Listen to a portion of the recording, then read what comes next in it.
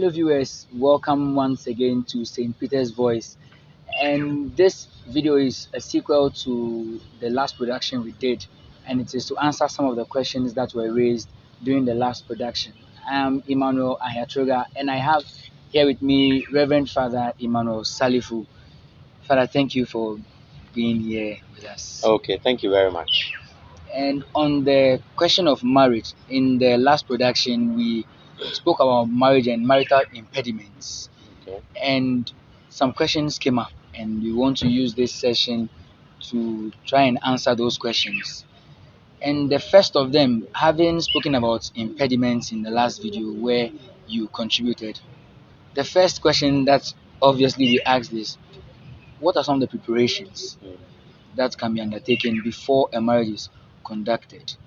What are some of the things that they must know before the marriage is conducted? Okay, so let me first of all say thank you for this opportunity. And I think as a church, we have three main stages. So let me categorize it before we come to certain detailed things that couples can do. So we normally talk about remote counseling or preparation, if you want to put it that way, immediate preparation, and post preparation, and what Pope Francis would like to call accompaniment within all these processes. So remote preparation has to do with all that goes into what forms a person in preparation for his vocation and marriage, family background, friends, all that, including catechesis, even as young as you may be, and your encounter with marriage. And then immediate preparation is when you have had a choice and now you want to get into the marital or the marriage, the sacrament of marriage. And then the post is after the marriage, what can be done to help sustain the marriage. So these are basically the structures within, or if you want to say, how we can categorize them when we are talking about the preparations for marriage. But when you go into the details, then of course, it's a broad topic where you are looking at the psychology of the person, the physical preparation of the person, the psyche, the spirituality, and all that. So it entails a lot. The human aspect, the human formation, the affective side, the intellectual side. So all this comes together. Whatever makes a person needs to be formed in preparation for his encounter with another person and to live with the person for a very long time. So, speaking about preparations, and you spoke about the fact that there are psychological makeup and all that. How about the home? How can the home and the parents prepare a person for the marital life?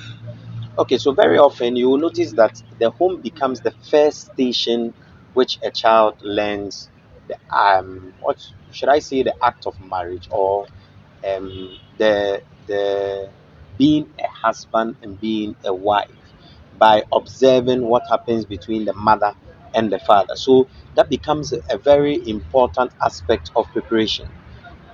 So that if a person comes from, for example, a single parent home, the dynamics there is different. If a person comes from a certain home that has a certain cultural setup in terms of the relationship between father and mother, you can have two extreme example. A very, let me put it this way, traditional home where child grows up seeing the mother serve the father when he comes from home. There's a table, there's a certain service and all that. And you have another home where the father comes and goes to the kitchen. That's his own food. So if these two people marry, you realize that they are bringing two different experiences into the marriage, and sometimes there can be a clash. So within the preparation of marriage, all this must be taken into consideration, because a person is not coming into a relationship tabla rasa. That is not knowing anything. The experience at home is very fundamental. The experience, the relationship between siblings, between parents, what the person observed and what the person lived, is all part of the learning process, and we imbibe it without being conscious of it. It is only when we enter into this counseling process that all these are brought to the fore.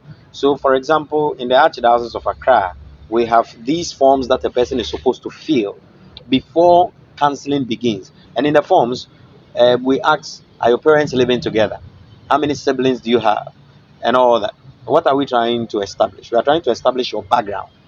Your background will give us a certain understanding of what may be influencing your understanding of marriage or roles as a husband or wife and all that. So it is very key when we take into consideration the home of a person, because it's the basic understanding the person gets when he's growing up. Okay, thank you very much. You spoke about the background of the people who want to come together. So, how does the background shapes them? So, how does the church formulate a catechesis in a way that will help them, not really looking at the background or taking into consideration that their different background? How does the church formulate a catechesis to help these two people to go about it? Okay, so when we take the whole of the catechetical process, for example, when a child is 8 years, 9 years, or 10 years, and he moves into catechesis, this is where catechism shouldn't only look at sacramentalization. When I say that, I mean a child comes into the catechetical space, and all we are focused on is just teaching of the sacrament, even without relating it to the behavioral or the faith building of the person. Why? Because you see, when you form the human person, eventually this human person will be the one to enter into marriage. So in forming the person, you have the person at the age of 8, even right from children's service. You have a certain formation, a certain understanding. So the person grows up not only with the background of the family, but also with the background of the church and its teaching, and understanding that my faith is important, this is wrong, this is right, morals, values. These are essential in faith formation. Why? Because when a child enters into marriage, these are the things that will play out. These relationships I spoke about, they are all based on values. So during catechesis, it's not only about treating the topic of marriage, but also treating the topics of the human person and the values and the morals, because eventually these are the things that will influence the relationship when the person grows. So the catechetical process, um, which is not directly oriented towards marriage, is also indirectly oriented towards it. Why? Because it forms the human person. And if this human person is really formed, then when he enters into a relationship with another person, you can be guaranteed a certain sensitiveness, a certain humanness, if I should put it that way, and it minimizes some of the challenges. So yes, you may have encountered certain things at home, but you come to catechesis and you realize maybe the things you are encountering at home are not the things that you are supposed to be seeing or encountering. And then you begin to reformulate certain things. So you have a child who is observing abuse at home. He comes for catechesis, he realizes that no, that is wrong. So he notices that no, I cannot, as I grow, behave like my mother or my father who is abusing my mother or my father in this manner or in that manner. Okay, thank you very much. We spoke about the background and about catechism, and I want to ask about medicine. Okay. The idea of going for medicals before marriage, is it something that should be compulsory? Is it a must? It's not a must. So let me put it this way: in marriage, it doesn't invalidate the marriage, and yet it creates a lot of problems within the marriage. So, um, to some extent, it can invalidate a marriage. So let me give you an example.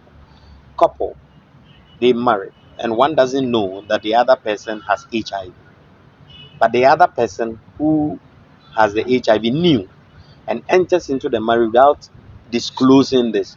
It is obvious that on this grounds there can be annulment. So the marriage is not established in the first place. So on certain grounds there can be an establishment of, so if, for example, a person is completely impotent, it can nullify their marriage. And this is the reason why medicals is very important, not only for validation but also for pastoral reasons, because of the challenges that lie within marriage. So another example is this. This doesn't border on validity. This borders just on challenges couples face if they move ahead without considering medical, how do you call it, Background. background. So you have somebody SS, sickle cells, and a career of sickle cell, and they don't know this or they don't consider it, and they marry. Sometimes they even know and they insist on marrying, and they marry and their children are sickle cells and they are dying. That can be very stressful for a marriage. Or they are not even dying, but in sickle cell situations, always spending time in the hospital, the children need maximum attention and all that. This kind of challenge can pose a lot of stress and a lot of challenge to the marriage. So you have certain situations where the couple have ignored doing this, and then they get into the marriage and they realize that um, the children they are bearing is becoming a challenge, and eventually it breaks the marriage or creates a lot of problems in the marriage, such that they are not able to stay within the marriage. So it is good pastorally. So they are highly encouraged, but it is not a requirement that can say that on this basis marriage will not be established. However, as I've given you the example, when the marriage is established and we realize that there were certain conditions that should have been revealed, then it can be the ground for nullity. Okay. Okay. Thank you very much. And with when it comes to marriage, people prepare physically, but then we seem to ignore aspects of the spiritual aspect of marriage. How do you think we can fuse that into the preparation for marriage? Because when it comes to marriage, people are more concerned about the wedding and not the marriage. How can the spirituality of the sacrament of holy matrimony be fused into the preparation for the whole adventure? Okay, so you have mentioned something very important. There is a there's a craze about the wedding and not about the marriage. There's a lot of preparation, and that's the reason why even when we tell couple the counseling is for 6 months, some feel it's too much. It can't be too much. Why? Because I believe that the whole counseling process should even help a person make a choice. And I tell young people that look, once you get into a relationship, even if it's a boyfriend girlfriend, let your pastor know. Let somebody accompany you. Let somebody journey with you. Why? So that within getting to know the person or each other, your spiritual life is built. Your understanding of marriage is built. Everything what you have to look out for is all put together. So this becomes very essential. So it's a whole process and not just one event where people are, oh, I've made a choice, so I want the church to just stamp it so that we can live together. That's very often the situation where people make choices. So that's when they come and you say the counseling is for 6 months, they feel like, oh, it's too long. Why? Because they don't feel like the counseling process is to help me know this person, who this person is, the spirituality of marriage and all that. No, that's not. I've made my choice. I've considered all that. Now I just want the church to put his hands on it. So when you say 6 months, they don't understand why it should take so long. And yet, a person who understands this will realize that 6 months is even too short.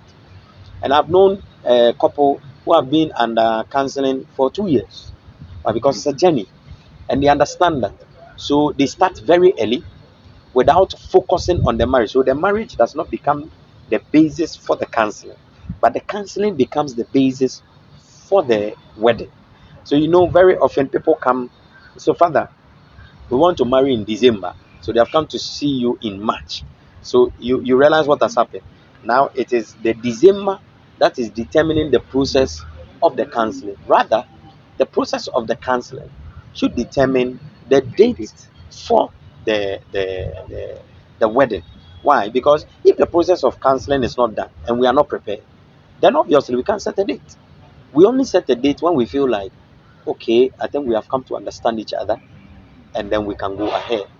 But very often it's the other way. So you realize that within the counseling process, there is a challenge of the people just being there, not going through it. So these are very essential things that people must consider, not just the wedding day, but the processes that must determine the wedding day, just as it is in the seminar. I mean, we all know that seminary formation takes 9 years, but you are not guaranteed. Why? Because some people can go 9 years and be asked, go another year before you are ordained. So your ordination is determined by the formation, not automatic that, you entered the seminary in 2013 and by 2020 you will be ordained. No, that's not it. Even your bishop doesn't know the date you ordain you. Okay, thank you very much for that. Two more items. One is on the idea of trials Okay. before marriage, and this is from the perspective of premarital sex. There is this conception that you have to know what you are getting into, so you want to try. After all, if you want something in the market, you try before you get, just in case. What do you say to this idea that people have when it comes to marriage? Okay, so let me answer it in two ways. The first is, it's problematic to compare marriage to commodity. I've heard a lot of that example. Now, to compare human relationship to going to buy commodities is quite it's quite terrible. Now, number two, um, I don't know how many market women will allow you to try the tomato before you buy. You get my point. So even there, you realize that it is not entirely true, even when you go to commodity. But I think that these are two things that shouldn't be compared. Now, the concern is this: we have to know each other before we get married. That's true. So that is the reason why the processes of getting to know each other, I think that people try to jump it. Why? Because knowledge must go from intellectual, psychological, emotional. All these connections should precede the sexual connection. But if you have taken, if you consider, you realize that the sexual connection often precedes, and when it precedes, very often it ends the whole process. Because when people become sexually active, they don't really think about how can I connect this with this person emotionally, psychologically, intellectually. No, they truncate the whole process. So that should be considered. That's the first thing. Number two, there we must understand the beauty of the discovery. We must understand the beauty of the discovery of the marital process. So two people get into a relationship and they must discover for themselves. The attempt for a human person to get to know everything before he steps into it is the attempt to try and know what it means to be a priest before you become a priest. That's not possible. No matter how a couple say, oh, we want to try, you will still not discover what it means to be sexually engaged after childbirth. That's a different experience. So if you want to have trials of all experiences, then let's send it to its logical conclusion and say that marriage should only happen when you are old. Why? Because when your first child comes and your wife delivers, your sexual encounter will change. Nobody knows that. Nobody knows how it will change. And yet, we enter into marriage trusting that when that process arrives, we would find, because we have grown to know each other, we'll find a way of resolving it. So I think that argument is flawed for that reason. Number one, that's purely sociological reason. Number two, when we come to the spiritual reason, we understand that the sexual act is the stamp, um, is the seal of the marriage. So when you go into marriage and they say, and the two shall become one, that two shall become one is sealed within the sexual act. This is the reason why when there is marriage and there is no sexual act after the marriage, we say the marriage was blessed, or the marriage was established but not consummated. On that basis, the seal of the marriage has not been given. So that marriage, when there is no sexual act, can easily be dissolved. It tells you the role of sex within marriage, which ties in with the covenant. Because marriage is a covenant, and every covenant is sealed with blood. And the sexual act is also an exchange as such. So you realize if you say that you want to do that preceding the covenant, then you are basically sealing a contract that is not signed. It's like signing a blank check. It's not reasonable. You write the details of the check before you sign it. You don't sign it before you write the details of the check. So you don't rectify it. You don't seal it when you have not written the content of the letter. So you don't the marriage covenant getting to profess the promises and making the oath must be spelled out before it is sealed. If you don't do it that way and you seal it, then later on, if the things are being spelled out, what happens? You feel like, no, I don't want this, but you have sealed it already. That's the challenge. So, on both on the sociological or psychological perspective and the spiritual perspective, we see that it's a no go area. Apart from the fact that, of course, if we are Christians, then we understand that this is how God has created it. That we entered into the marriage with Him, and God wants us to seal the marriage with a covenant and not just arbitrary. Oh, let me try. Human beings are not for trials, they are to be loved, not to be tried and dumped.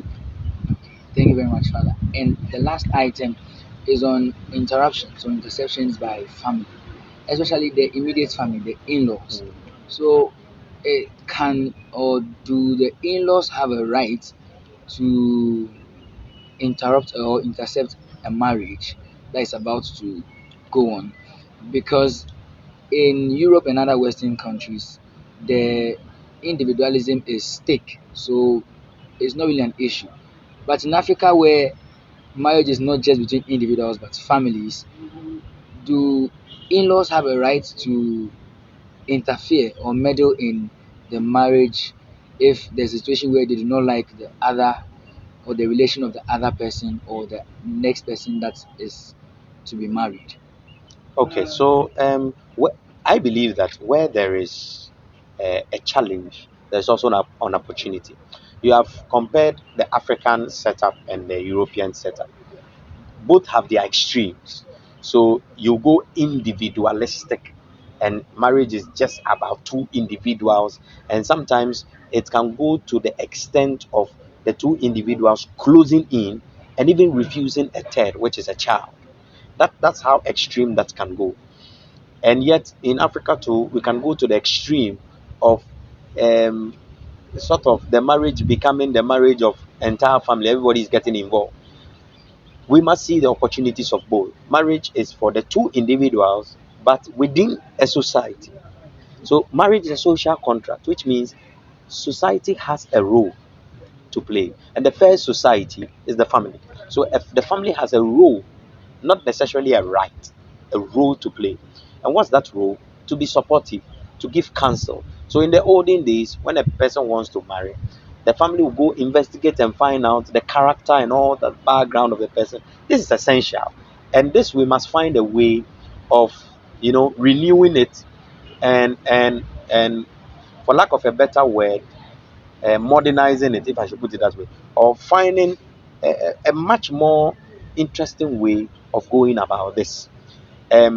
So families have a role to play. You go to traditional marriages and you will realize that after the marriage, they set two people to be not just witnesses but advisors, so that they tell the woman, if you have any issue, go to this man, and if he has any issues, you go to that man. What they are trying to do is sort of godparenting for our baptism. So that's what they are trying to do.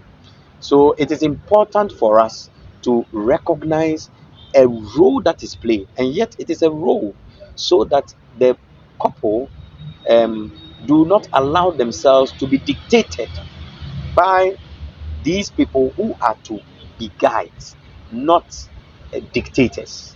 It's just like a priest acting as a spiritual director. He is not to determine what should happen within the marriage. He's just to guide and reflect to them what they should consider within their marriages. I think the challenges often come when parents try to be within the marriage and act as if the marriage is theirs. But if they could just be counselors, wise people who sort of reflect back to whoever has come with them with their marital issues, what they should consider in order to resolve the marriages. These are opportunities, both before, during, and after the marriage, that can become a support instead of becoming an obstacle. So, in as much as sometimes they play that role as becoming obstacles, let's look at also the opportunity that same role can be played, and it can be used to facilitate marriage. Thank you very much, Father. Welcome. Very grateful for being here with us. And thank you for watching us up to this point. You can keep your questions and your comments and your suggestions and your contributions coming. And thank you till another time in our production. This is St. Peter's Voice. One night, one hall, one dance floor, 4 choirs.